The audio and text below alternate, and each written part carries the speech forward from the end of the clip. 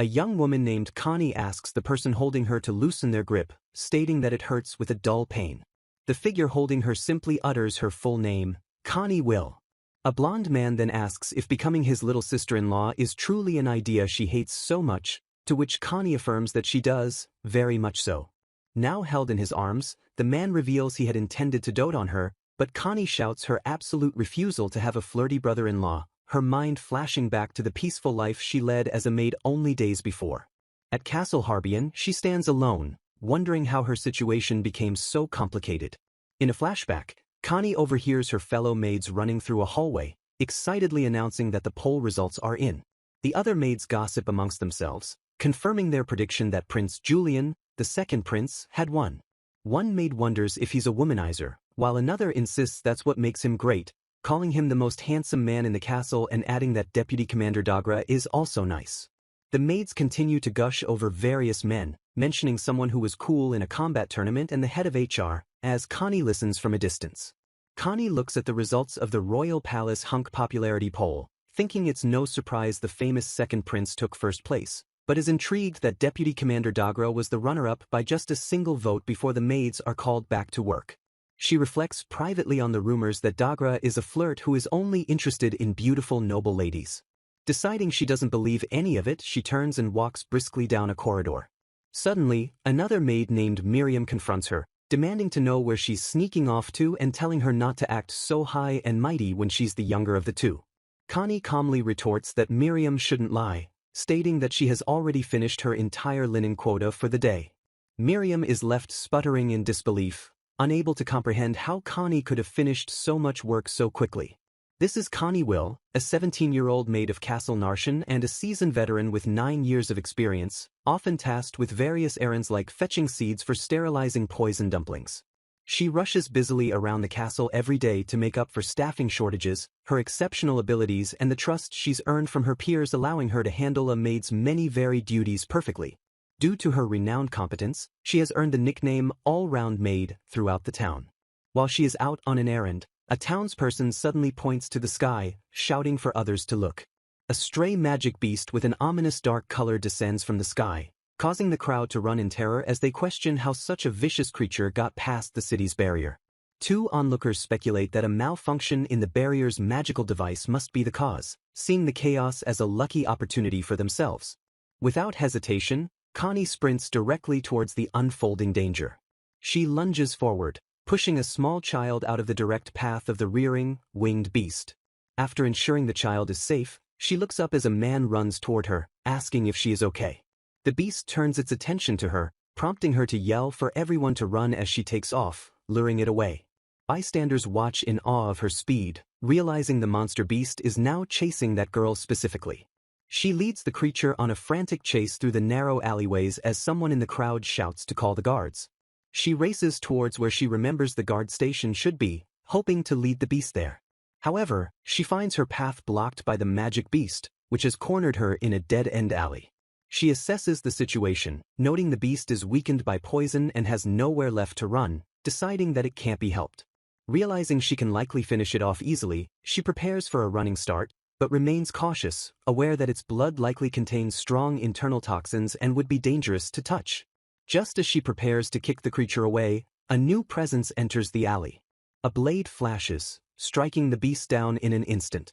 Standing over the defeated creature is Vice Commander Reinhardt Wildagra of the Second Prince's Order of Knights, who asks if she's alright. Connie recognizes him immediately and confirms she is fine, thanking him. Dagra observes that it looked like something hit the creature from a high place, and Connie explains it was a powerful rodenticide she was carrying, though she inwardly concedes he has impressive skills for a so-called court playboy.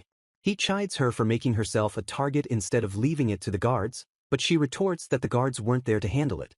She coolly argues that since damage was kept down, the outcome is fine, adding that it's hard to handle beasts when they charge head-on, prompting him to advise her to pick a better escape route next time. Her logical response seems to confuse him, and he asks if he said something strange, while she questions his line of reasoning.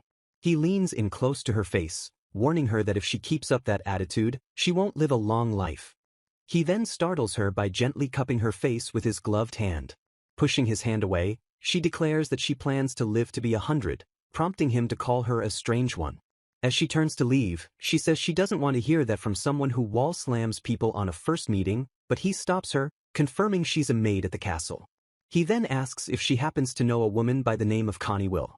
Thrown off by the question, Connie wonders why a knight is looking for her, only to learn he is carrying a letter from her mother, Michelle Dagra. With a sense of weary resignation, she confirms that Michelle is her mother. Dagra stares back, his eyes wide with shock at her statement. He hands her the letter, explaining that the Duke has married her mother. Connie offers her congratulations and thanks him for going out of his way.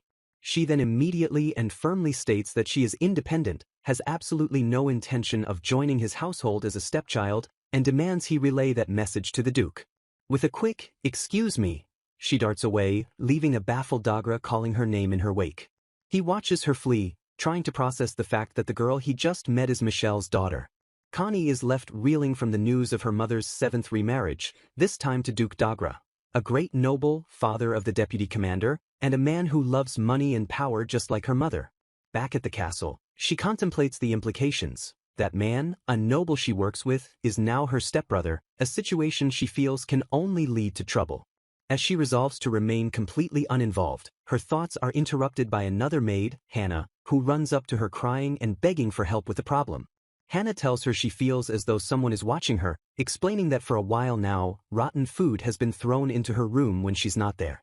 The harassment escalated yesterday when a dead rat was discovered in her roommate Miriam's bed, and Hannah was immediately blamed for it. After cleaning it up, Miriam claimed to feel sick and forced Hannah to switch beds with her for the night, leaving Hannah deeply scared. Connie considers that she knows Miriam often goes out late at night. Connie muses that Miriam isn't satisfied just slacking off during the day, but also breaks curfew to meet with a constantly changing rotation of men, concluding this is almost certainly drama from her love life. Thinking it could be an ex-boyfriend or a woman he's two-timing, Connie asks Hannah if she knows who Miriam is currently seeing, but Hannah hesitates, saying she was told to keep it a secret. Hannah then reveals that the man is Lord Dagra, the deputy commander from the 3rd Prince's Order of Knights, a name that leaves Connie utterly stunned. Connie's mind reels with the question of whether Miriam's partner is truly Vice Commander Dagra.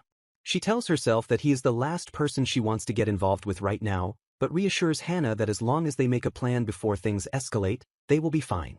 The situation already appears to be a real mess, so she resolves that they must act before it becomes more serious. She decides to be careful not to get dragged into his affairs if she ends up having to deal with him directly. Thinking about the rat-infested bed, Connie deduces it was a deliberate move by Dagra to deflect malice aimed at him onto Hannah, and resolves to go through Miriam first. Her resolve is hardened by her disdain for people who drag others into their personal love dramas. While doing laundry, other maids complain that Miriam's work has piled up again. She has always slacked off, but it's been especially bad recently, leading Connie to decide it would be best to consult head maid Margaret on how to handle her. The maids continue to gossip, recalling that Miriam was the daughter of a fallen baron a few years ago and now does nothing but flirt with young men, desperate to marry and reclaim her noble lifestyle. Connie reflects that, aside from her maid duties, she also works a side job to save up her own money. That side job involves gathering gossip from the castle's working class, as she believes that relying on only one job is risky, a task she finds easy so long as she completes her main duties. She makes her way to a high castle wall, overlooking the grounds below. Having figured she could climb up while cleaning, she finds her vantage point near a small sanctuary, from which she can clearly see the entrance to the military facility. She spots Miriam peeking in at the knights, getting in the way of their training, just as the rumors suggested. Through her spyglass, she confirms the person Miriam is focused on is Deputy Commander Dagra. She watches them flirting during work hours, though it seems to be more than just simple flirting. It feels to Connie like Miriam is the one pushing things one-sidedly, trying to get the womanizer to declare her his true love, which Connie considers a waste of time. Through the lens, she suddenly notices something else happening. A dark figure is lurking in the shadows nearby, also watching the pair. Connie lowers her spyglass, her expression turning serious. Another maid emerges from the shadows and confronts Miriam and Dagra. Connie immediately intervenes, apologizing to the knight for the trouble her junior has caused and stating she will take Miriam away. Miriam protests, claiming she's not feeling well and needs to leave early. Dagra remarks on how she is speaking to him as if they've never met before and asks if she did something to offend him, while Connie thinks that she'd rather he not stir things up in front of his fiancées. He then asks if she has read the letter, and when she confirms she has, she states her intention to send her reply directly to her mother. He dismisses this, telling her to pack her things and file a return home request today, as he will send someone to pick her up tomorrow, but she flatly refuses to go. He asks why she would refuse, even if he told her that Michelle genuinely wants to see her. She repeats firmly that she does not want to see her, her casual reference to Michelle, without honorifics catching Dagra's attention. Miriam clings to Dagra, whining that she isn't feeling well, and he offers to guide her to a nearby resting place, but Connie interrupts, declaring she will take Miriam back to the dormitory herself. Dagra tries to stop her, insisting he still has things to discuss with her, but she simply says, "I don't," and continues walking away. He calls out, asking if it isn't cruel to make her walk when she's not feeling well, as Miriam weakly claims she can't walk anymore. The word cruel seems to strike a nerve with Connie. She turns with a sharp glare, asking if they are kidding her and questioning whether Miriam is getting paid for doing nothing. Just then, a man identified as Captain Jean Bold of the Second Order of Knights arrives, yelling Reinhardt, and demanding to know if Dagra is slacking off again. Dagra tries to explain, but Captain Bold silences him, tells him he's had enough of the excuses, and orders him to come with him. As Dagra is dragged away, a defeated Miriam mutters, "You little," while Connie smiles, thinking that is what one should expect from a superior officer. Miriam turns her fury on Connie, screaming about her precious rendezvous and demanding to know why a plain-looking girl is getting in her way, but Connie calmly states that Miriam doesn't seem to need any rest. As she drags Miriam away, Miriam complains about the letter and the command to go welcome her, to which Connie replies that some things in this world are better left unknown. Miriam continues to rage, calling Connie high and mighty, while Connie thinks to herself that a maid's gossip travels 1,000 miles and spreading trouble is the height of foolishness. She firmly tells Miriam, "I'm your senior," and continues to lead her away as the rest of the plan begins to form in her mind. That night, a figure quietly enters the maid's dormitory and approaches a bed. In the dark room, 2 beds are visible, with a figure sleeping under the covers in one of them. A shadowy attacker with long dark hair and a knife looms over the bed. The attacker, a maid named Belle Pine, curses the person in the bed as a filthy sow, enraged that she was warned for flirting with her Lord Dagra. She begins stabbing the bed repeatedly, ranting about how Dagra told her that no one is interested in the target's radish legs and flabby breasts, calling her a disgrace. From the doorway, Connie holds a hand over Hannah's mouth as they and other maids watch the violent scene unfold in horror.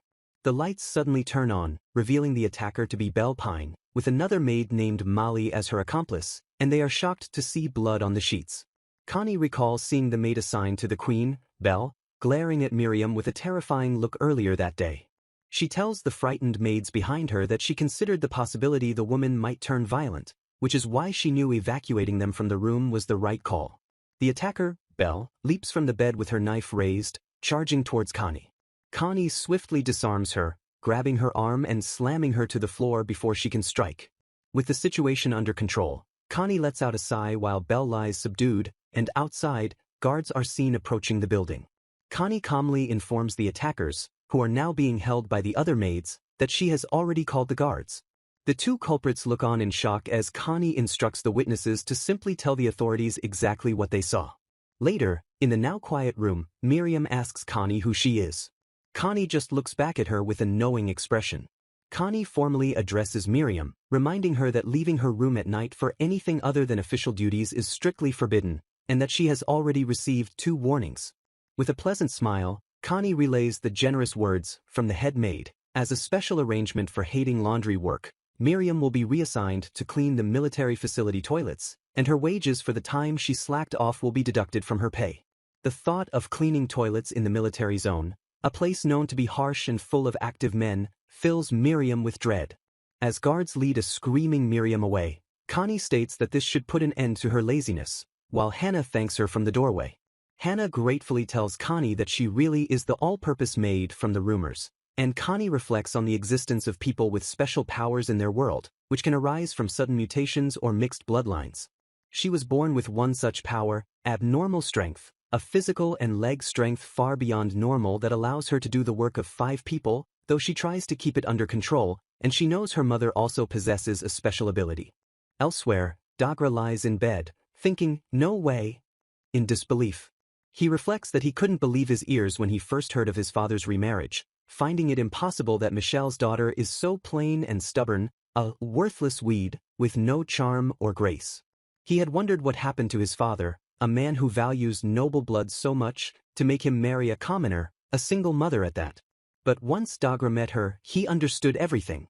He had been a fan of hers since his school days. She was Michelle, the diva of the luminous troupe, a woman with miraculous beauty and a heavenly voice who still captivated male fans after 20 years on stage, and the shock of her marrying his father was so great he couldn't eat or sleep for 3 days. His father doted on her so much that Dagra never had a chance to get close, yet he couldn't suppress his feelings and returned to the duchy on every break, drawn to her like a bee to a flower. One day, he found her writing a letter to her daughter, whom she hadn't seen in years, explaining that the girl had started working at the castle without telling her, and she had even gotten her husband's permission for them to live together. Michelle then turned to him, asking Reinhardt to bring her daughter to her, since they were in the same castle after all. He had smiled and agreed, of course, telling Michelle he would do it if that's what she wanted, all while thinking about his mother's special power. That power is charm, a magical allure that drives men completely mad. A carriage was promised for the next day, and just as Dagra said, one arrived in grand fashion. A messenger from the Duke's house came all the way to the maid's dormitory, a development Connie can hardly believe actually happened. Head maid Margaret asks if it was wise to send him away without taking time off, but Connie explains this is her mother's 7th remarriage and she is tired of being dragged along as a tag-along child. A few days prior, Connie had read the letter delivered by Vice Commander Dagra from her mother. The letter urged her to stop being a maid and come home, stating that her new stepfather had arranged a wonderful marriage partner for her. She was infuriated by the command to come home to a complete stranger's house and be forced into a marriage interview with some random old noble. Connie wondered if her mother had seriously forgotten the entire reason she was working in the castle to begin with. Back in the present, various people tell Connie that a glittery-looking knight with a green cloak was looking for her and asked to be notified if she was seen. While other maids swoon over the dreamy man, Connie is deeply annoyed and just wants to be given a break. Exasperated, she decides that thanks to everyone's reports on his movements between the dining hall, the sanctuary, and the forest path, she can figure out his route and avoid him. She resolves to avoid him perfectly, finding a hiding spot to wait him out. Her hiding spot is found by Dagra, who looks up and asks what she is doing in a place like that. Realizing she's been caught up a tree, she tells him not to worry about her and asks why he is there. He says it's dangerous and offers to get a ladder. He explains that it's his break time and he came to the cool spot to take a nap, asking if this was her territory, to which she replies that it worked out perfectly then. After she climbs down, he states that he was looking for her but it seemed she was avoiding him, an accusation she dismisses as his imagination. With a sparkling smile, he spreads his arms and invites her to come down from the tree branch. He then suddenly asks if she likes the color black, a question so out of place that she thinks it's not the time for that. He nonchalantly mentions that black underwear is pretty rare. Distracted by his comment, Connie loses her balance and falls from the tree, only to be caught in his arms as a cat looks on in shock. He smiles smugly down at her after catching her. He asks if it really was her underwear he glimpsed from the hem of her dress, remarking how he unexpectedly dug his own grave. She angrily retorts that it's not what he thinks and that the underwear was just heavily discounted. She says she won't say another word because it's his fault she fell. He refuses to put her down, stating that he's taking her to the Dagra dukedom just like this, a plan she politely declines. He wonders how awful it is that she hates the idea of becoming his sister-in-law so much, even though he'd spoil her, but she shouts back that she absolutely refuses to have a sleazy brother-in-law. He tells her that Michelle is waiting, prompting Connie to ask if he really loves her mom, to which he replies that of course he does. He then smiles unsettlingly and asks who could possibly hate her, just as Connie starts to feel unwell in his arms.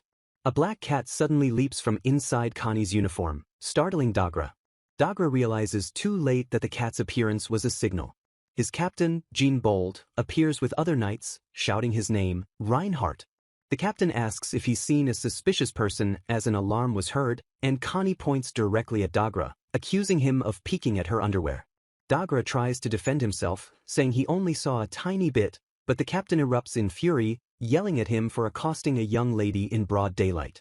Sometime later, things have settled down, and Miriam is seen doing her work properly without slacking. Following the incident in the dorm, Lady Marino, the Viscount's daughter, was dismissed under the pretense of medical leave and is now likely living under house arrest. It was revealed she wasn't Dagra's ex-lover but a stalker whose one-sided obsession began after he happened to help her up when she fell and complimented her legs. It also seems Miriam's feelings were a one-sided crush, meaning Deputy Commander Dagra most likely has no particular lover at the moment. Connie reflects on Dagra's words about her mother, realizing his feelings are no longer just about his stepmother. While walking in the woods, she hears what sounds like a beast's cry and sees a figure in the distance. She sees a man with long, unkempt black hair and feels that something isn't right about him being there. The man wonders aloud where he is and where the castle went, leading Connie to the immediate conclusion that he's lost. She tentatively approaches the man to get his attention. Seeing his distress, she offers to show him the way to a nearby servant dining hall. The staff in the dining hall stare as the man is brought in. He sits down to a large meal, including sausages, meat, and wine.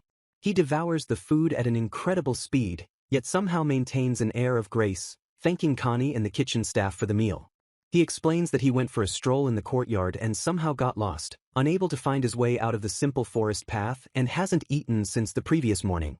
He introduces himself as Abel Sesklotza, and Connie recognizes the name, recalling he was assigned as the head of accounting about half a year ago.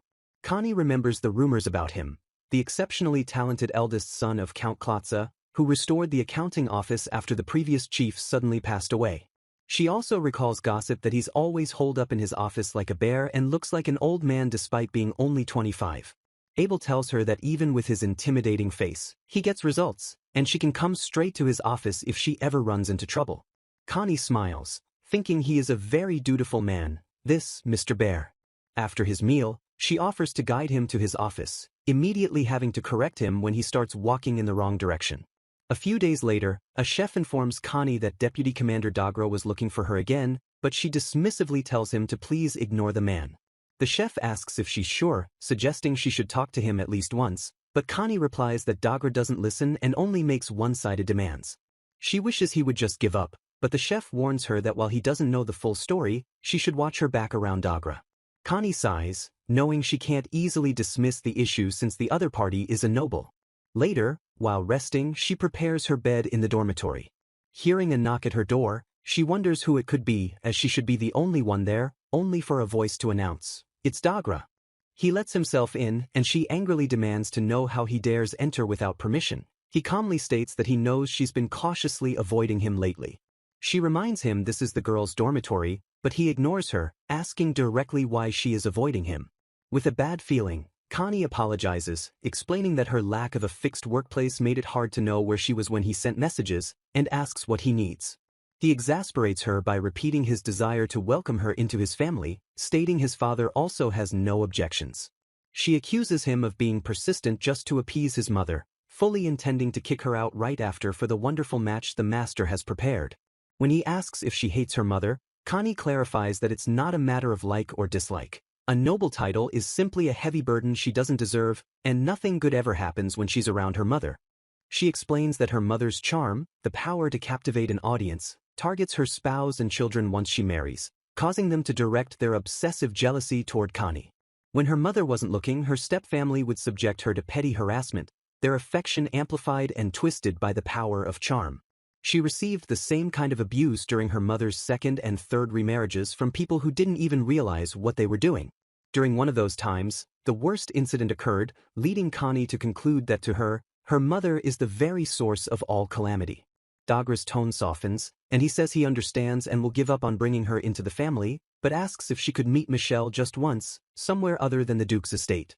Connie still refuses, but Dagra decides there is no helping it and breaks the lock on her door with his strength. He approaches her with a determined look, and she realizes with dread what is about to happen. He grabs her arm, beginning to drag her from the room against her will. Connie is thrust into a carriage against her will. Outside, the night Dagra instructs a servant to handle the rest, and the servant confidently agrees. Dagra departs, satisfied that the matter is resolved and that Connie's mother, Michelle, will surely thank him.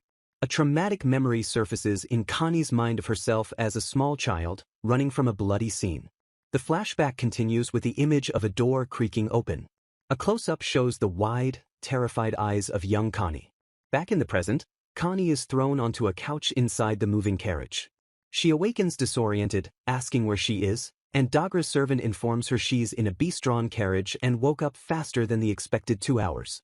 The servant, identified as being from House Dagra for an inspection, grabs Connie furiously, demanding to know how she dares to trouble Lord Reinhardt. He shoves her to the floor, twisting her wrist and calling her a filthy commoner. She realizes he must have drugged her. As she lies on the floor, he kicks her and calls her an ill-mannered servant.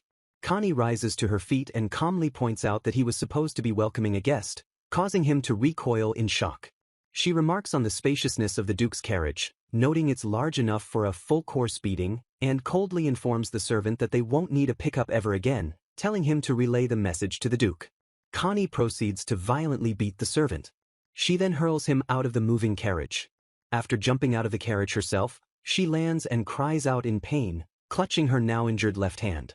Realizing she is quite far from the castle town, she resigns herself to walking back, feeling that she knew it would come to this. She spots the town in the distance but knows she is far past curfew when she sees flying creatures that she identifies not as wild beasts, but as possessed ones. Panic sets in as she recalls that while the city is protected by barriers, the outside world is home to vicious beasts and tainted ones, humans possessed by demons, whose cruelty is beyond compare.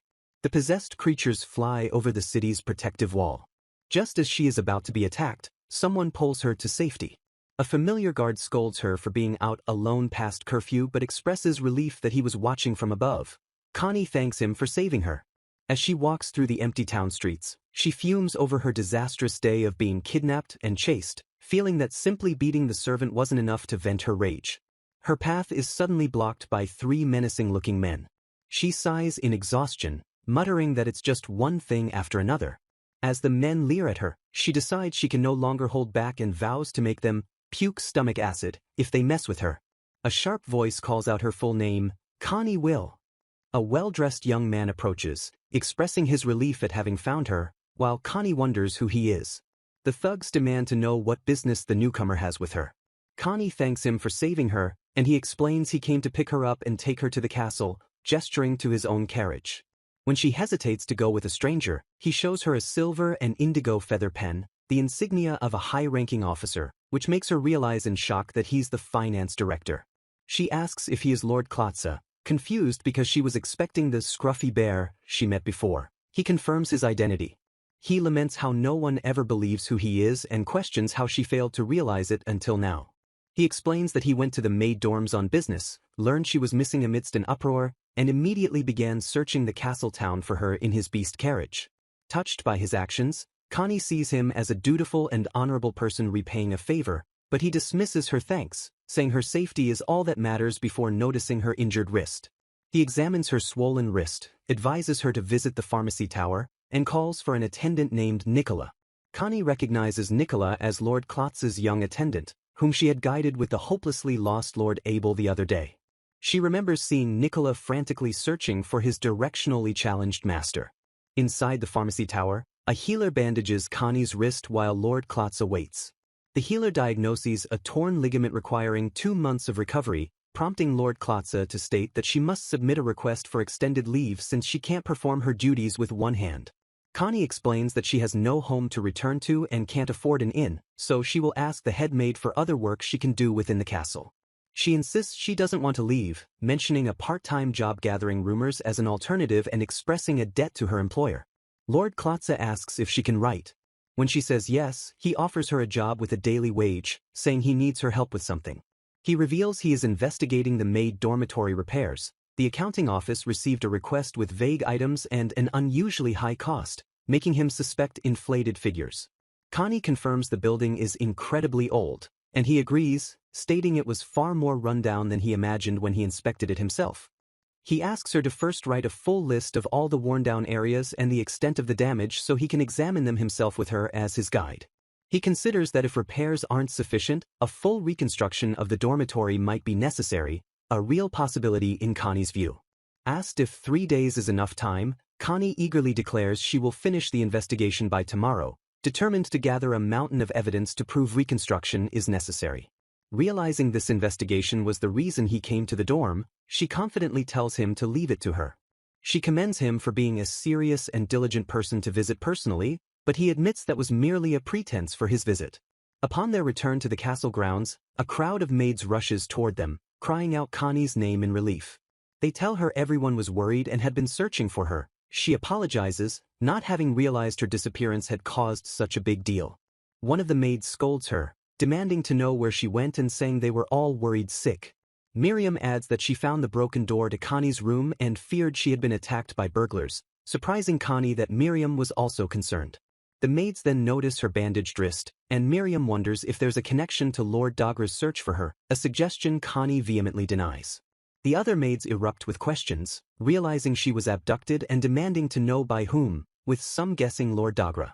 To explain the situation, Connie begins by telling them that her mother is a stage singer. Lord Klotza clarifies to his attendant that her mother is a famous diva with many fans, and Vice Captain Dogra is one of them who approached Connie to get her mother's attention. When asked how it escalated to an abduction, Connie explains she heard her mother wanted to see her but asks the others to keep the remarriage aspect quiet. She tells them she has been estranged from her mother for years and wanted no part in it, but when she refused, they forced their way into her room. The other maids are outraged, calling the action incredibly selfish and vowing they will never forgive someone for hurting a girl like that. Their admiration for Dogra shatters as they express their disillusionment, disgusted that a knight would resort to violence and noting his reputation has now plummeted. Lord Klotza listens and then asks Connie to confirm if the core issue is that the women in her life become unusually infatuated with her mother. The head maid tells everyone to disperse as it's getting late, and Connie feels relieved they didn't pry further into her family matters. She knows that by tomorrow, Dogra will inevitably hear about her escape. She steels herself, wondering how he and the others will respond to this turn of events. Elsewhere, Dogra is informed by his servant that Connie has disappeared, leaving him in stunned silence. Dogra stands in stunned silence, processing the news of Connie's disappearance and wondering what on earth is going on. When the beast-drawn carriage he sent had arrived at the Duke's domain, Connie was nowhere to be seen. The servant who accompanied her was covered in bruises and could only repeat apologies for failing his mission, while even the coachman claimed to know nothing of what happened inside the carriage. Dogra considers the possibilities, knowing the Duke's domain is a half-day's ride through plains and wild terrain where bandits and beasts often appear. His thoughts spiral as he fears the worst, believing she must have jumped from the carriage and been attacked. He resolves that he has to go look for her. Just as he is about to leave, his captain stops him, informing him that Prince Julian will be attending a tea party and that he is to accompany him as a guard. Dogra asks if someone else can take his place, but the captain denies the request, stating that the Princess of Red Rum specifically asked for him, a testament to his popularity. Forced to attend the party, Dogra can only leave the search for Connie to the messengers. He is consumed by worry for Connie's safety, regretting that he forced her to come with him and wishing he had spent more time trying to convince her. A voice calls his name, Reinhardt. Prince Julian approaches, noting that Reinhardt seems totally out of it and asking if he's found a new lover or if he's even listening. Dogra assures him that he is, but Princess Mediofer, the third princess of the neighboring country Red Rum, calls him a liar. The political situation is tense, as Prince Julian, son of the king's favorite consort, is in a succession battle with Prince Dominic, the son of the queen, who is the younger sister of Redrum's current king. Aware that his opponents might try to use the princess to their advantage, Dogra remains cautious, noting that there doesn't appear to be any poison. Princess Mediofer asks who the lucky lady is that has captured Reinhardt's heart, and he claims he is nursing a broken heart because the woman he loves is already married.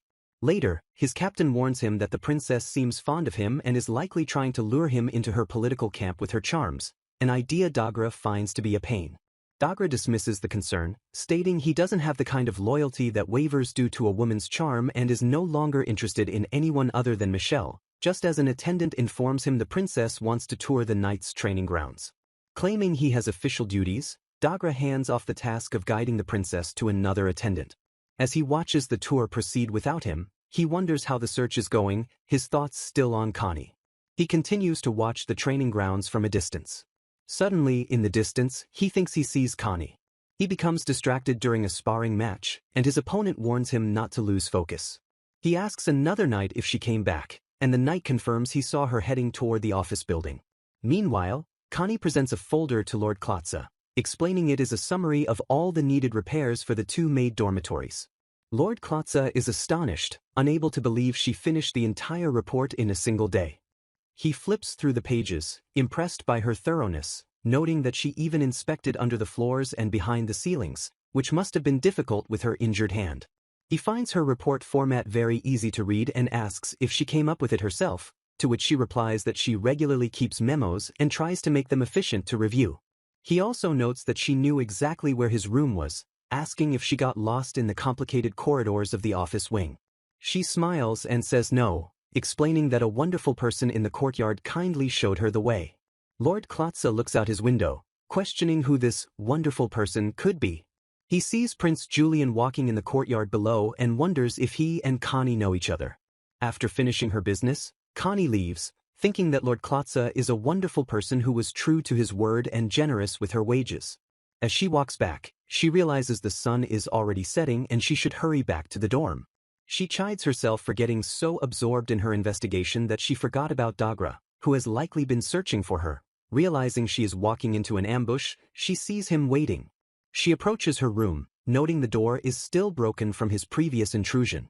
Miriam and 2 other maids step out to meet Dagra, greeting him coolly and demanding to know why he thinks he has to be dragged around like this. Dagra is taken aback by Miriam's different attitude, as she used to cling to him all the time. She asks what business he has there.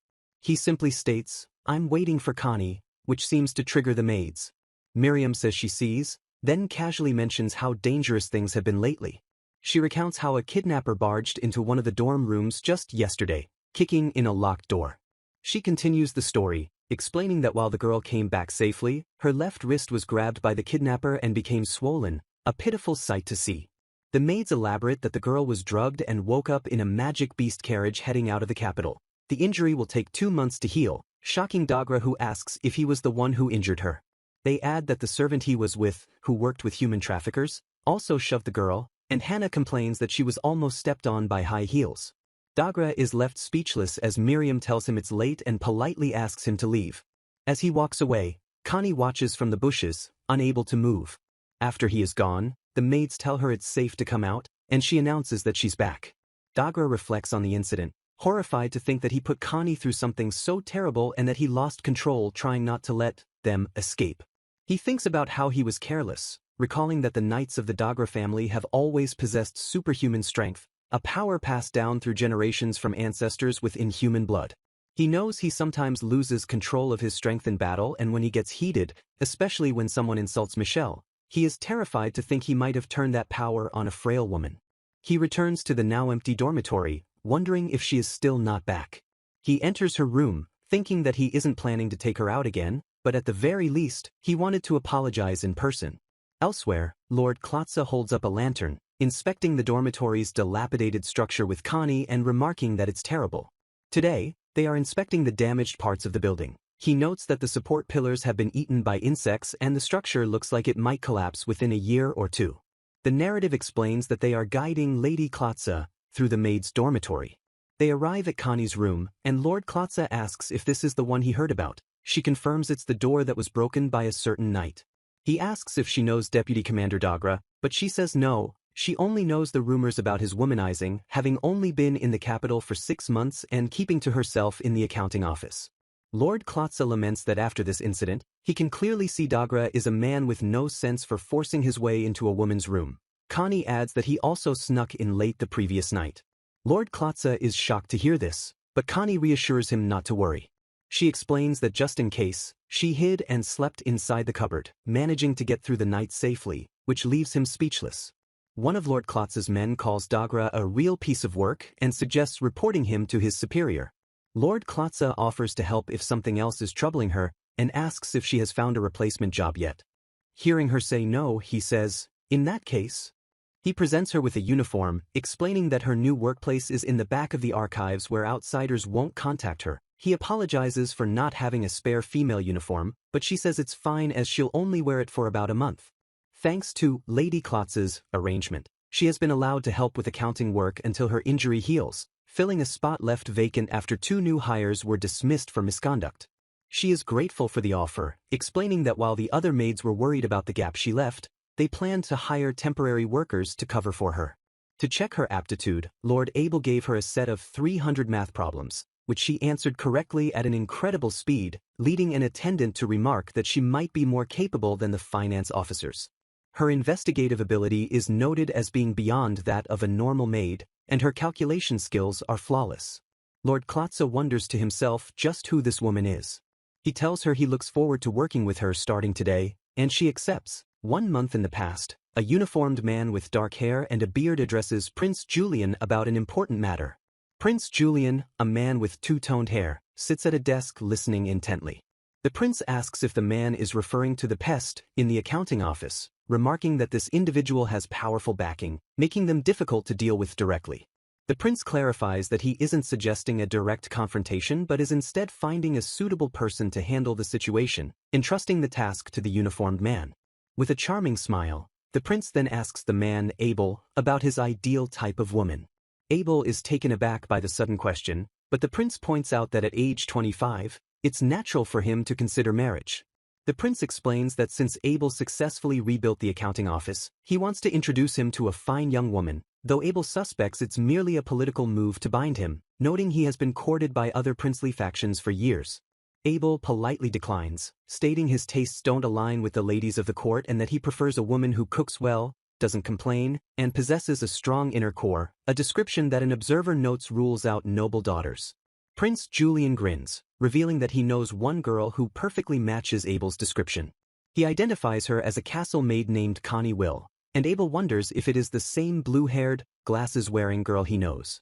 The prince remarks on Abel's poor sense of direction, recalling how Connie once guided him in the dark, and advises him to shave before their next meeting, calling her a good choice, which makes Abel sigh, feeling that meeting her now to express his thanks would be awkward. Abel asks how His Highness came to know the maid, and the prince realizes that the investigation at the maid's dormitory could serve as a perfect excuse for a visit. The prince playfully suggests he might reveal how he knows Connie if Abel agrees to become one of his retainers, prompting Abel to make a hasty exit as he is reminded once more to shave. Back in the present, Abel's attendant insists on giving him a full makeover to improve his appearance, though Abel protests that a simple bath would be enough, leading the attendant to ask if Abel is aware of his reputation within the palace. The attendant tearfully lists the cruel nicknames, such as a toad in a dress or a shady, balding old man, and says he can't bear to see his brilliant master insulted so, convincing Abel to finally agree. Abel reflects that since taking his current post, he has let his appearance go, causing maids to tremble at his sight, yet he recalls that Connie was different, speaking to him normally and without fear during their first encounter. Now freshly groomed, Abel is brought back to the present by his attendant calling his name.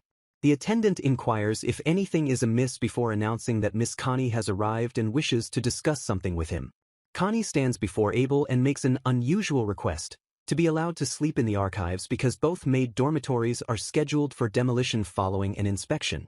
A diagram explains the logistical issue, showing that all the maids are being forced into one remaining building while new dorms are constructed, creating severely cramped conditions. Connie expresses her discomfort with the crowded situation, particularly the thought of a certain night being there, and Abel understands her plight, agreeing to help. Abel offers her an open room in the bureaucrat's dormitory, mentioning its convenient proximity to the administrative wing. She politely refuses, preferring the archives and promising to be unobtrusive, but Abel denies the request due to late-night overtime traffic. He then reveals that the only available room is a luxurious one meant for high-ranking nobles. Ultimately, Connie accepts Lord Klotza's generous offer and moves her belongings into the opulent room. Settling in, she steels her resolve to at least complete the work she has been given. After a week on the job, Connie is engrossed in her main task of reviewing invoices for Lord Klotza, signing off on correct ones and returning those with errors, but her concentration is broken when a man rudely addresses her as Glasses Girl. Several other officials approach, dumping stacks of their own work onto her desk and telling her to handle it because they are too busy. Connie sits stoically before the pile of documents, thinking how these men always take advantage of the chief accountant's absence to palm off their responsibilities. An hour passes, and she discovers an invoice with a blank total field, only for one of the men to derisively tell the plain girl to calculate it, claiming that's the only reason she was hired. Another man condescendingly boasts that he is faster at the work but is teaching the newbie, for which she should be grateful, prompting Connie to coolly suggest that he should do it himself then.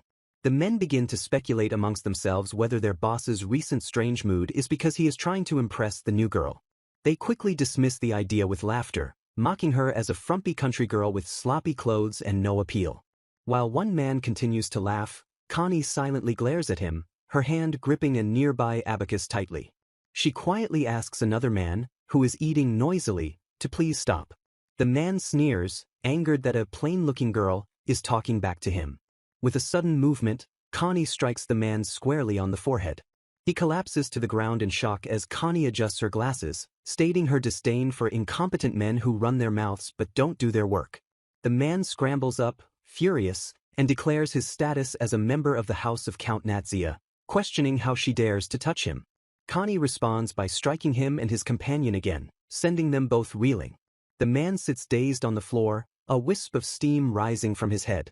His friend expresses utter disbelief that he fainted from a simple forehead flick, as Connie reiterates her hatred for men who don't work. She continues, adding that she also can't stand people who eat loudly next to someone trying to focus.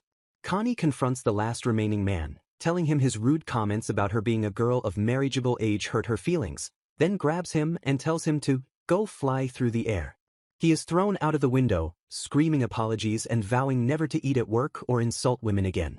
Abel and his attendant observe the aftermath from the doorway, and Abel calmly asks for an explanation. Upon entering the chaotic office, Abel asks what transpired.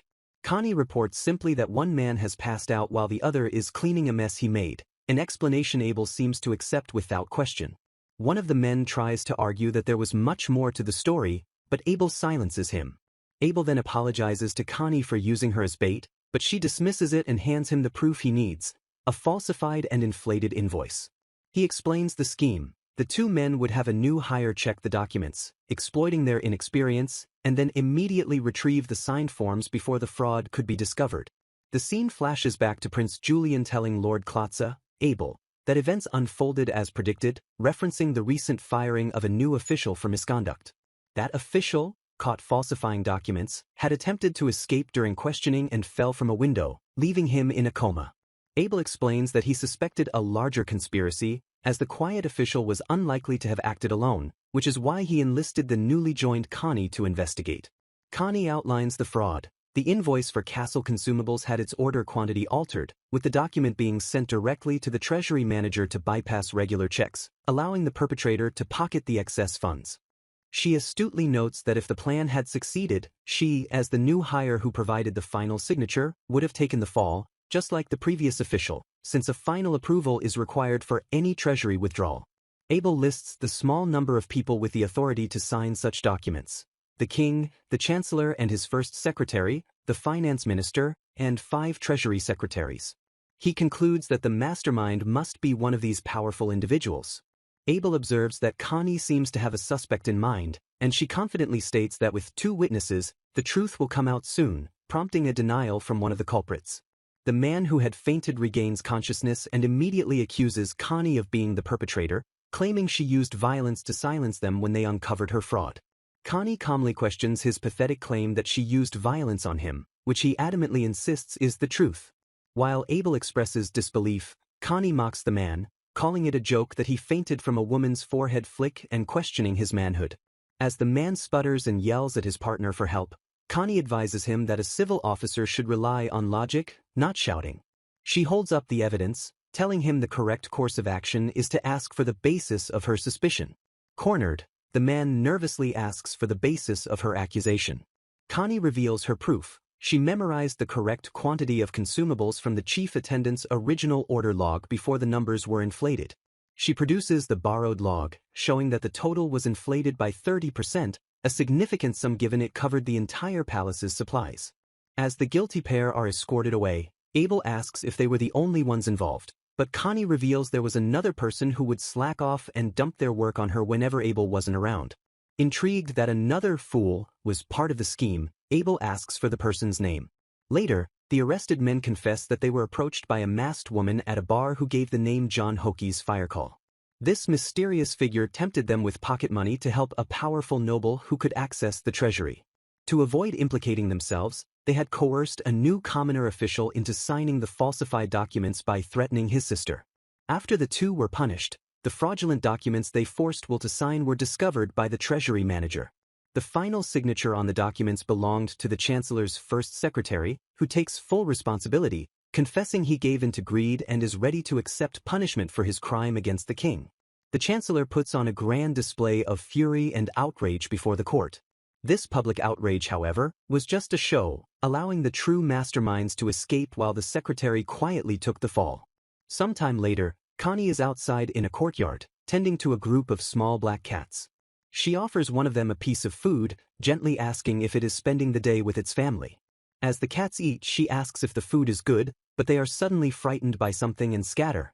Abel and his attendant appear, asking Connie if she is on her way to lunch. She confirms this, explaining that she got her food to go from the cafeteria, which makes Abel wonder why she doesn't eat there. Connie explains with a weary smile that since her first day having lunch with Lord Klotza, the other ladies have been giving her intimidating stares, making it more convenient to eat elsewhere. Abel expresses his sincere gratitude for her help in exposing the corruption, acknowledging that it was all thanks to her efforts. She humbly replies that she is happy to be of service, while Abel internally wishes she could stay on as his subordinate permanently, not just temporarily. He reflects on her performance, recognizing that her abilities far surpass that of an ordinary maid, recalling both Prince Julian's recommendation and the memory of the accountant's claim about her forehead flick. A sudden realization dawns on him as his eyes fixate on something in the distance. A faint smile appears on his face as he murmurs, "No way." When his attendant asks what he sees, Connie explains that a mother cat and her kittens had just been there. Abel expresses his disappointment at having missed them, suggesting that next time she should try feeding them bread. High above, a flock of winged creatures soars through the clouds. Connie watches the demon knights flying over the castle, a sense of foreboding washing over her as their presence in a flock, despite the town's magical barriers, feels like a bad omen. On her half-day off, Connie plans to go shopping in the castle town with her friend Miriam, but Miriam is appalled to find her ready to leave in a plain dress with no makeup. Miriam calls her a lazy slob and insists on helping her get ready. As Miriam applies makeup, she declares she won't forgive Connie for walking beside her with a bare face. Connie reflects that this is at least better than Miriam explicitly asking her to be an ugly sidekick. Miriam rudely comments that even with her glasses off, Connie is still just average looking. Connie thinks to herself that there are perks to having a plain face. Connie explains that her unremarkable appearance helps her blend in with crowds and avoid people she doesn't like. She recounts recently walking right behind a certain person without being noticed at all, which makes Miriam feel a bit sorry for her. Miriam notes that the man is still searching for Connie, but his terrible reputation means no other servants will cooperate with him. Connie resolves that she will manage to keep avoiding him somehow. With Connie now properly attired, she and Miriam walk together through the busy streets of the castle town. They make their way through a grand stone archway, passing armored guards standing watch. A woman gives a freshly baked fruit pie to a guard as thanks for his help the other day. The guard gratefully accepts, saying he will take it home for his wife and child. Miriam expresses surprise that Connie had time to bake a pie. Connie clarifies that she prepared the dough the previous night and simply baked it in the morning. Connie explains that the bureaucrat's dormitory has a very convenient shared kitchen. Miriam is amazed to hear it is equipped with a bread oven, an ice room, and even a magical device for making ice. The two friends enjoy their shopping trip, browsing dresses in a boutique and looking at goods displayed at a market stall. Inside a shop filled with elegant items, Miriam considers a purchase while Connie looks on with a smile. Connie correctly guesses that Miriam is looking for a gift to celebrate her sister giving birth. Miriam confirms she wants to buy silverwork but finds it too expensive, as even the cheapest option is beyond her budget. Connie suggests she buy a more affordable gift for now and save up for the silverwork later. Connie adds that in Miriam's case, it might be more effective to attract a nobleman than to try and save money by working. Miriam's expression hardens as she declares that she is done with noblemen, calling them prideful, annoying, and arrogant. Connie is surprised by this significant change in her friend's attitude. Changing the subject, Miriam points out that Connie's glasses are dirty. Before Connie can react, Miriam snatches the glasses from her face, complaining that the drab spectacles ruin the presentable look she worked hard to create. Connie protests, asking her to wait. Connie urgently explains that the glasses are not just any accessory, they were a gift from someone very dear to her. Realizing her mistake, Miriam apologizes and hands them back, observing that they don't seem to have a prescription. Miriam remarks that while Connie's eyes usually look dull like withered grass, they turn a bright yellow-green when her glasses are off. The moment Connie puts her glasses back on, her eyes revert to their normal color, leaving Miriam to wonder what kind of trick it is. In the background, Lord Dagra is accidentally pushed over in the crowd. A memory flashes of a woman in a fine dress showing off new shoes to a man named Reinhardt, who tells her they suit her very well. In the memory, the woman, delighted by Reinhardt's good taste, asks the shop attendant to find a dress that matches the shoes. The scene shifts to two guards standing watch, with one complaining that he wants to go home or at least switch posts with the front guards. It is revealed that Her Highness the Princess is returning to Red Ram tomorrow, but she insists on visiting the trendy shops in the castle town first, meaning the guards must put up with her whims for one more day. A few days have now passed since Connie was displaced from the Maid dormitory.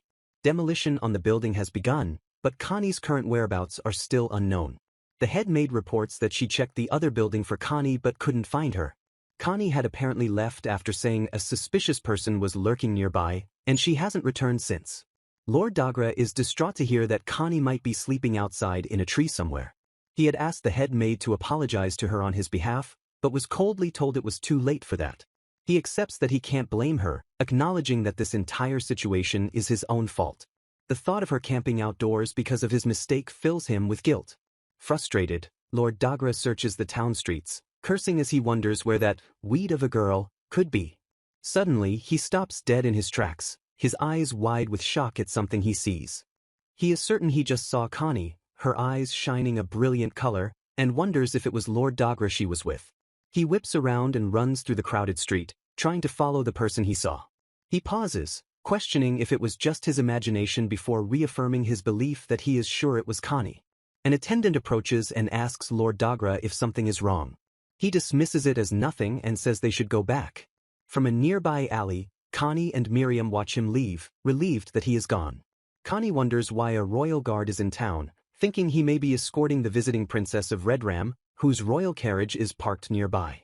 Lord Dagra thinks back on the girl he saw, noting her different clothes, hairstyle, and even her eye color seemed brighter than Connie's usually does. He muses that Connie is surprisingly cute when she dresses up, but then shakes his head, telling himself that her stubborn personality ruins everything. For the time being, he decides he is just glad that she appears to be safe and well. Elsewhere, Lord Reinhardt stands in a castle corridor, admitting to himself that he has been thinking a great deal about that girl lately. An attendant delivers a letter from his wife as Reinhardt reflects that dealing with the girl is like trying to win over a stray cat. He resolves to find her, apologize, and properly explain the situation. He reads the letter from his wife, Michelle, who says she is looking forward to him bringing the girl home on his next break. This reminds him of his purpose, and he chastises himself for dawdling, determined to fulfill his wife's wish no matter what it takes. Back at the accounting office, a man sneaks up on Connie, calling out to Glasses Girl. She tells him not to sneak up on her. A coworker asks who Glasses-chan is, while another notes that a certain man has been getting weirdly close to her ever since the incident with the two fired employees. Connie is forced to work an overnight shift to make up for the two who left, while the man who pesters her has apparently learned nothing from his recent punishment for slacking. The man leans in close and says he wants to get closer to Glasses-chan, but Connie coldly reminds him that she is merely a temporary assistant. In another location, a man with fox ears asks a colleague to lunch, but is told she already has plans. When he suggests dinner instead, he is reminded that she has a prior engagement. A bystander expresses shock at the department head's behavior, recalling he was a total shut-in until recently. Connie bluntly tells the man bothering her to get back to his post, calling him a useless mutt. The man takes her insult as an order and cheerfully agrees, leaving Connie to wonder what is seriously wrong with him. With her work finally done, Connie decides to grab a meal from the bureaucrat's cafeteria before heading home. As she walks through a stone courtyard, a voice calls out her name. It is her fellow maid, Margaret, who runs toward her with a look of panic, shouting that something terrible has happened. Margaret explains that a personnel officer came and delivered an official document stating that Connie has been dismissed from her position. Connie is shocked by the news, flashing back to a previous conversation where she had stated that she was not quitting her job. The head maid storms in, furious, declaring that the authority to hire and fire maids belongs to her. She knew something was amiss when they refused to give a reason for the dismissal and adds that the HR officer was persistently asking for Connie's whereabouts. The head maid speculates that the lovesick Duke is the only one with enough influence in HR to orchestrate this. She recounts how the officer threatened to fire them as well when they refused to cooperate, but they all worked together to drive him away. Just then, Lord Dagra appears, a slight smile on his face as he says, "I finally found you, Connie. Lord Dagra stands over Connie, informing her that she can no longer work in the castle. He states plainly that it is because she has been dismissed. The head maid steps forward, questioning who dismissed Connie and on what grounds, asserting that they cannot comply without a valid reason from the head of human resources. Connie asks Margaret to show her the documents the HR officer brought.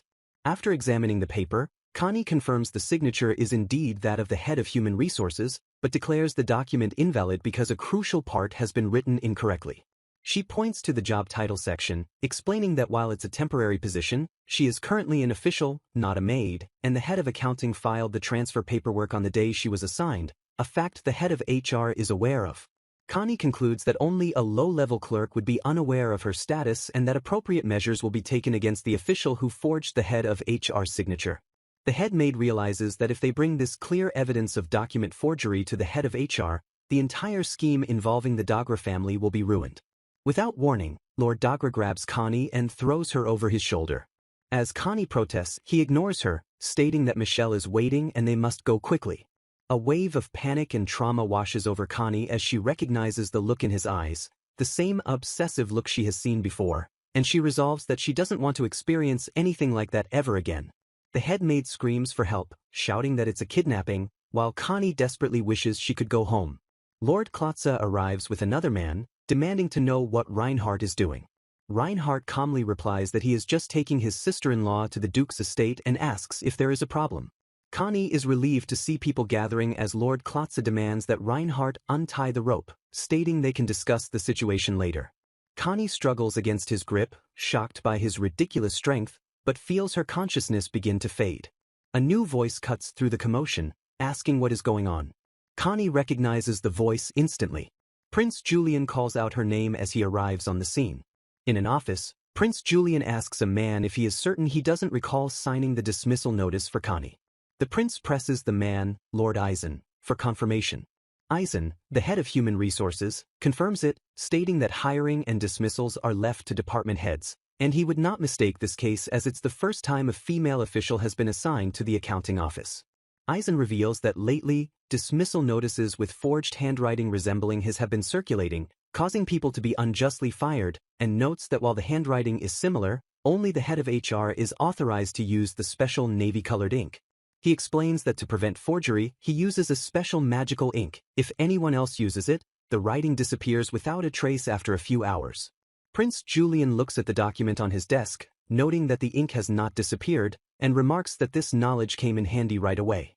The prince identifies the personnel officer who presented the documents to the head maid, noting he has ties to the Duke Dagra's household and a number of other offenses. The personnel officer confesses that he received orders from Duke Dagra to dismiss the maid. When the prince asks Reinhardt if he knew about this, he denies any knowledge. The prince observes that the forgers were unusually thorough, perfectly mimicking the head of personnel's handwriting and even using his special ink, something the head himself might not have noticed. The prince adds that he reviewed the list of those who were unjustly dismissed and found they were all promising workers with bright futures.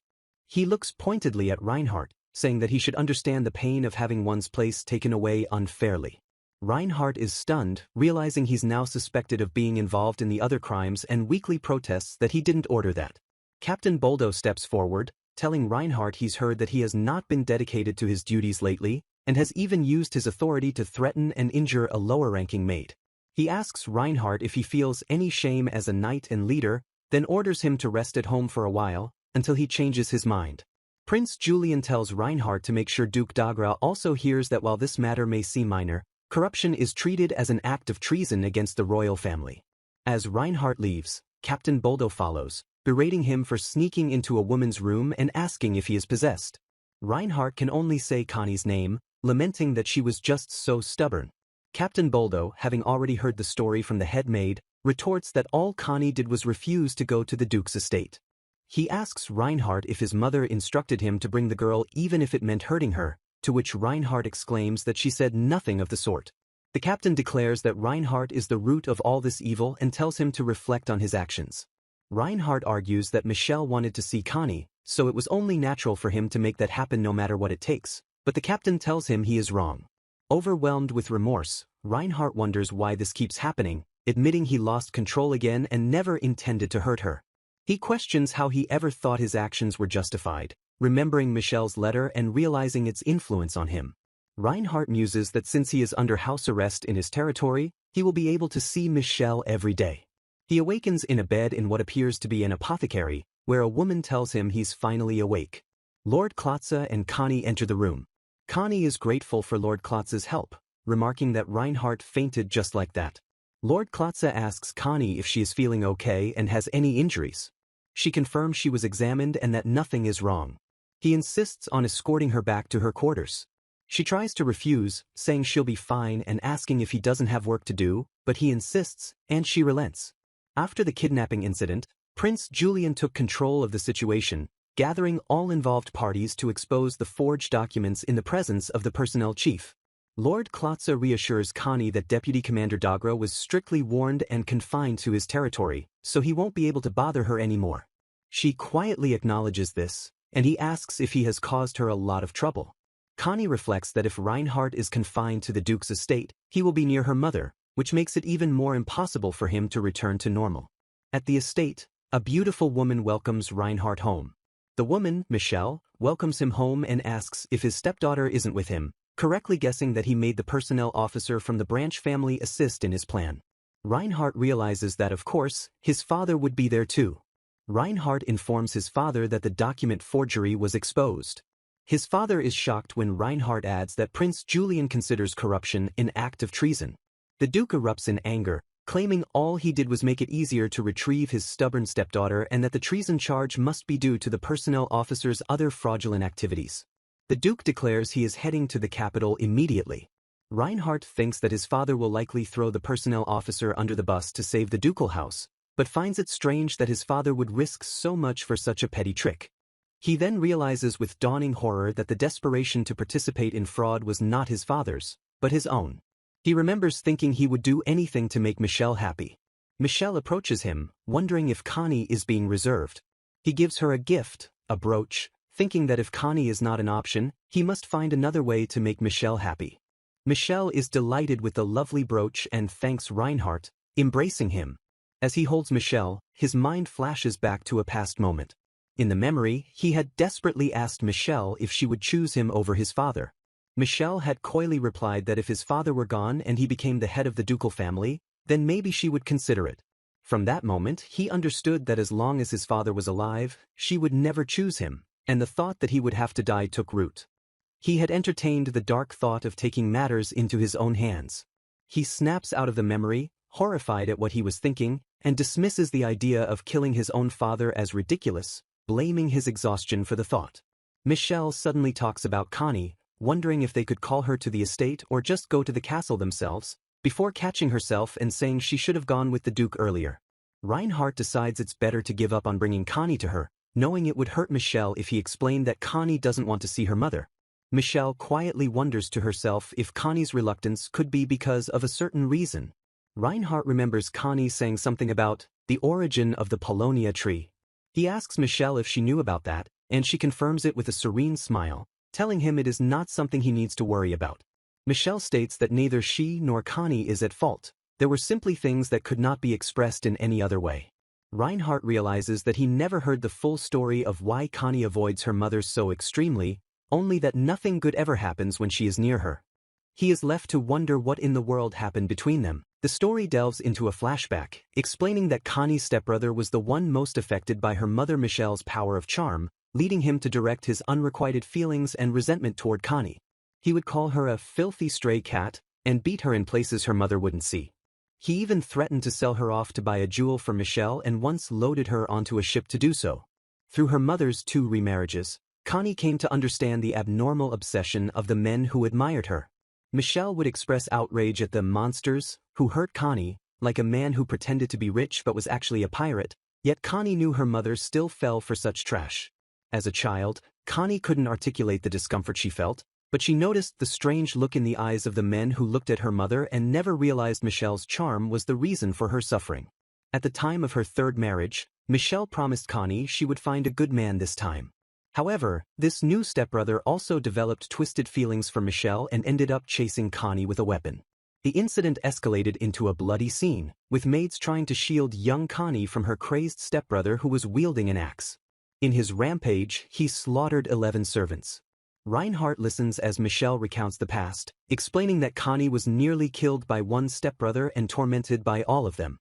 Michelle claims she was never present for these events and only learned afterward that Connie had run away, leaving a note that declared her mother the source of her misfortune. The horrific truth dawns on Reinhardt. He finally understands why Connie was so wary of him, as the very concept of a stepbrother is a figure of terror to her. He is aghast at his own actions, realizing he never even tried to understand the depth of her trauma. The weight of what he has done to her crashes down on him. Overcome with guilt, he collapses, wondering what he has done. Michelle dismisses the situation, claiming Connie doesn't actually hate her and that she has just always chosen the wrong men. She tells Reinhardt that Connie could have been part of a good family with her and her husband. Reinhardt believes it's already too late, as he gave Connie a nightmarish experience. Michelle brushes this off, saying Connie will eventually leave to get married anyway. Michelle then reveals her plan to choose a partner for Connie, showing Reinhardt portraits of much older men and asking his opinion. Reinhardt is appalled, pointing out the candidates are lecherous nobles simply looking for a second wife. Michelle casually reasons that an older partner means Connie won't have to be a wife for long, ignoring his protests that Connie isn't being sold off to settle a debt. Michelle coldly states that knightly duties should be easy compared to maid work, and getting married is only natural. Remembering Connie's diligence, Reinhardt states that he doesn't think she would be happy about this arrangement. He questions what Michelle is even saying, insisting Connie is not a person who only cares about money.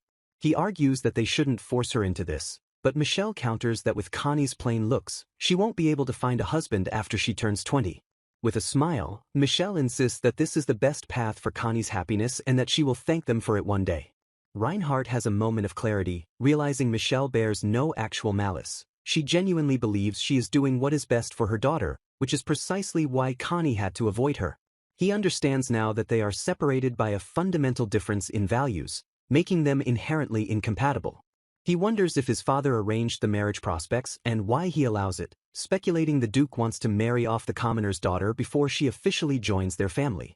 He knows he must stop Michelle's cruel plan for Connie, but as his stepmother touches his cheek, he feels a strange influence taking hold. An unnatural feeling washes over him again.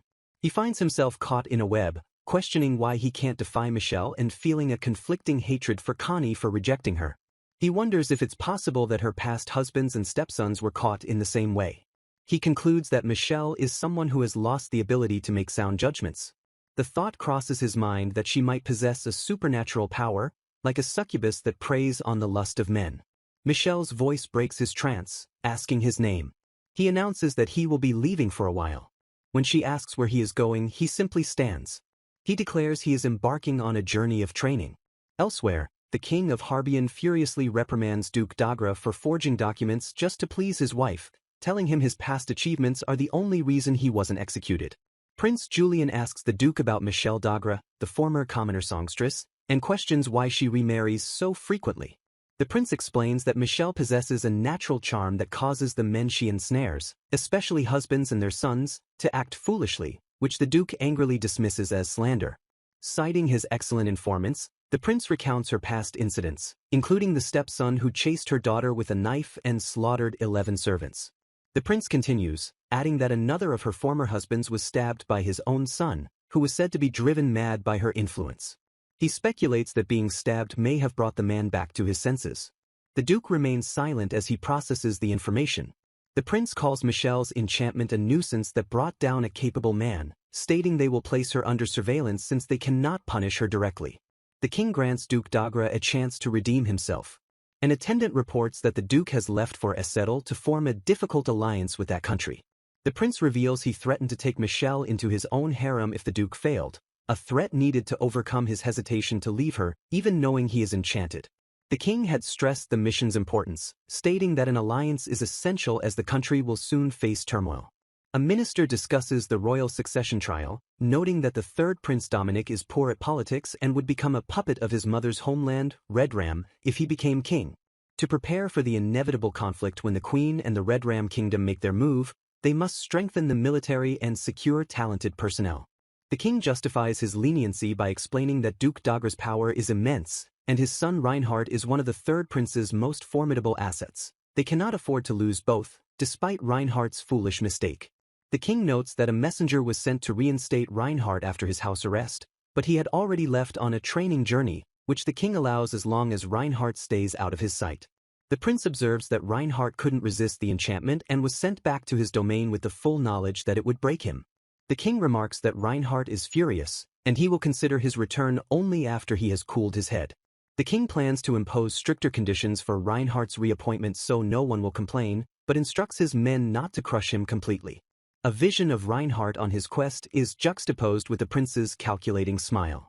3 months pass, and Connie, now recovered from her injury, has returned to her maid duties. Her friends remind her not to overwork herself. She is also continuing her accounting work twice a week, with Lord Klotza adjusting her workload so she doesn't have to rush. She is extremely grateful for the arrangement. One of the other maids asks what happened to Deputy Commander Dagra, as no one has seen him lately. Connie states that there's no need to know, thinking that he was just like all her other twisted stepbrothers. She reflects that while she doesn't even want to remember her past, enduring it allowed her to meet that person. Her thoughts are interrupted when a fellow maid rushes in, announcing that a messenger from the king was looking for her. Connie is stunned by the news. The royal messenger formally addresses Miss Connie Will, commanding her to report to the royal palace immediately. At the palace, a regal woman with a fan announces that a guest is waiting for Connie. An elegant woman with a fan smiles, telling Connie that she has grown so much. Connie, dressed in her maid uniform, looks on stoically and asks what business brings the woman here today. The woman, identified as Connie's mother, laments how cold Connie is after all this time, while Connie tries to make sense of why her mother is at the royal palace. Her mother explains that Duke Dagra, punished for the document forgery incident, was assigned difficult diplomatic missions and is now traveling from country to country. She was invited to come along and is here to report to the king. Rumors have been circulating among the nobility about Duke Dagra's wife, a commoner who managed to completely tame the arrogant duke. These rumors eventually reached the ears of the king himself. Her mother explains that she performed a song for His Majesty and received praise, so when he offered her a reward, she asked for the right to take her daughter home with her. The king agreed to arrange the meeting, stating that if the girl wants to return, then so be it. Connie sighs in frustration at the pointless tasks being created for the palace staff, while her mother angrily asks what kind of attitude she has after being given such a good opportunity. Her mother cheerfully presents a collection of portraits of old men, telling Connie to pick whichever one she likes, much to Connie's confusion. Connie is horrified as she realizes her mother has misinterpreted her desire to work and save money, instead gathering a bunch of rich old men who look close to death as potential marriage partners, believing it to be a more efficient path for her.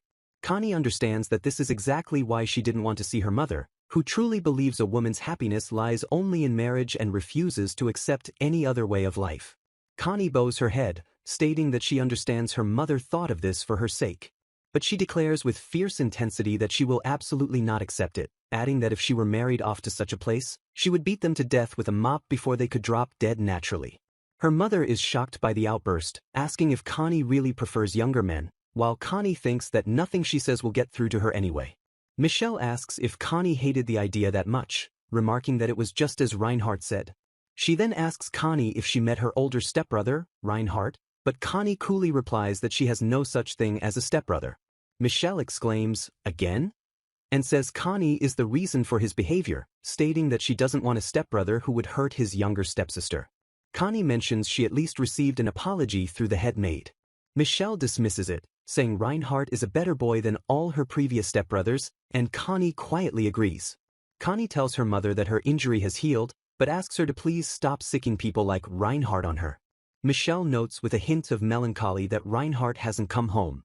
A servant informs Michelle that it has been 3 months with no word from Reinhardt since he left for training in the Brutus mountain range.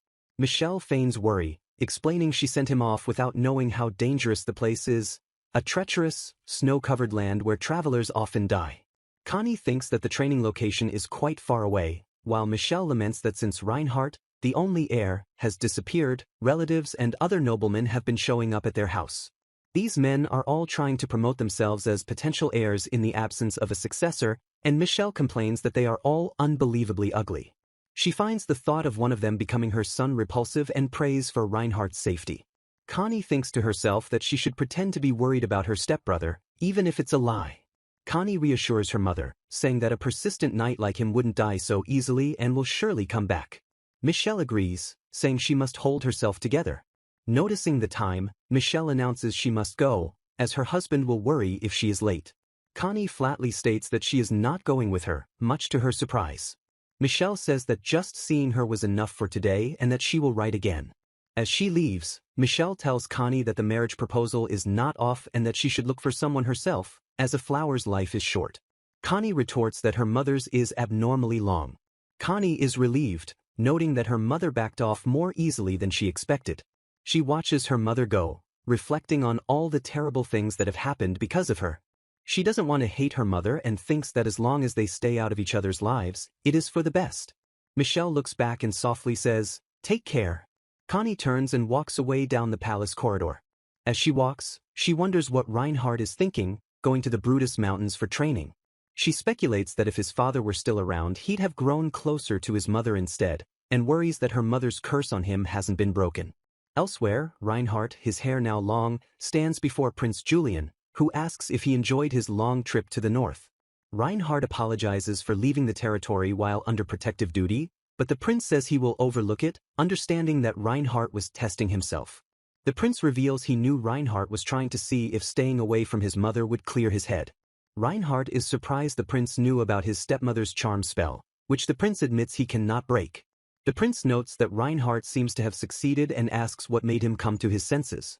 Reinhard explains that now he can look at the situation objectively, but before, even just picturing his mother's face or talking to her would cause his thoughts to go numb. Even when the prince assigned him to guard duty, he felt strangely distant from the task, as if it wasn't his concern. He is now speechless at his own stupidity, bewildered by his past outrageous behavior and the sensation of no longer being himself. The prince understands, concluding that Reinhard had reached the limit of his mental burden. Reinhard explains that fatigue had been pooling in his heart, and witnessing his mother's outrageous behavior finally snapped him out of it all at once. To drive out his impure thoughts, he sought his old mentor in the Brutus Mountains and swung his sword in the harsh environment. He pushed his body to its limits, nearly dying countless times, but was driven by the thought that he couldn't die there. He fought desperately to break free from the threads entangling his heart, determined to come back alive. His spirit was tempered in those extreme conditions, and when he finally returned to the territory and saw Michelle, he no longer felt anything. Reinhard deeply apologizes to the prince for the trouble he has caused. The prince informs him that the nation has assessed the danger posed by Michelle Dagra and has placed her under surveillance. Now that Reinhard has regained his senses, Michelle poses no national threat as long as she is confined to the ducal house. However, the prince cannot allow Reinhard to return to service unconditionally, as some in Dominic's faction would say his previous punishment was too lenient. Reinhard stands firm, stating that he will accept any condition. The prince presents a report detailing malicious magical beasts, criminals, and possessed individuals, asking Reinhard to clean them all up in one sweep. He adds one final condition: Reinhard must do it alone. Reinhard humbly accepts the mission. He is resolute, determined to make things right. Back at the palace grounds, Connie and another maid are hanging laundry when the maid notes it's getting chilly and time for a break. A woman walks by on a cobblestone path. While wondering what's for lunch, Connie is stopped by someone asking if she has a minute. She turns to see Reinhard looking completely different. She is momentarily stunned, thinking he was supposed to be missing in the northern mountains and wondering if his voice was always this gentle. He simply says, "I'm sorry." He apologizes for his terrible actions, admitting he did them without knowing her circumstances. Connie is so shocked she wonders if it's a dream, but realizes it's not. Reinhard says he wants to make amends properly and will grant any wish she has. Connie's only wishes for him to please not take her away from here. He understands and says he will inform his father as well. He then offers to pay compensation for the trouble he caused, the cost of treating her injuries, and the wages she lost while unable to work. Connie says that the lost wages would be a big help and he should ask the head maid about the amount, but there is no need for medical fees as she received treatment from the palace apothecary. He asks if there is anything else, but Connie states she doesn't need any other compensation. If he is truly sorry, he should not add any unnecessary payments. She tells him that his sincere apology alone is enough. Reinhard looks at her with a somber expression.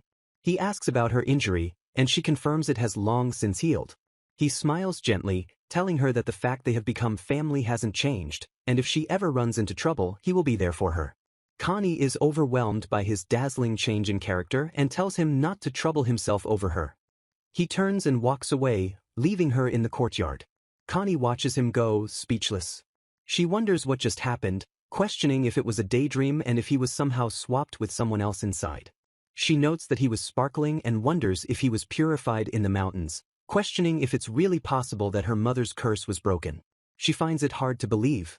Up until now, all of her stepbrothers had been cruel, calling her a stray cat and telling her she was in the way. But he apologized. He said he would help her. She stares after him, perplexed and intrigued. A few days later, the promised compensation for her lost wages is properly delivered through the head maid. She also receives a letter from her mother stating that the arranged marriage meeting is on hold, and that she can return to the ducal house if she ever wishes. Connie wonders if Reinhardt stopped the meeting for her. In the palace, maids gossip about Vice Commander Dagger's return to work, mentioning he caught a notorious wanted criminal. Another adds that she heard he also exterminated a giant serpent beast. The maids are amazed by his accomplishments, noting that he undertook the missions alone under Prince Julian's orders, much to the displeasure of the second prince's faction.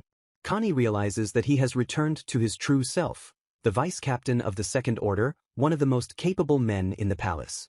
For some reason, he managed to break free from his mother's curse and avoid a ruined life.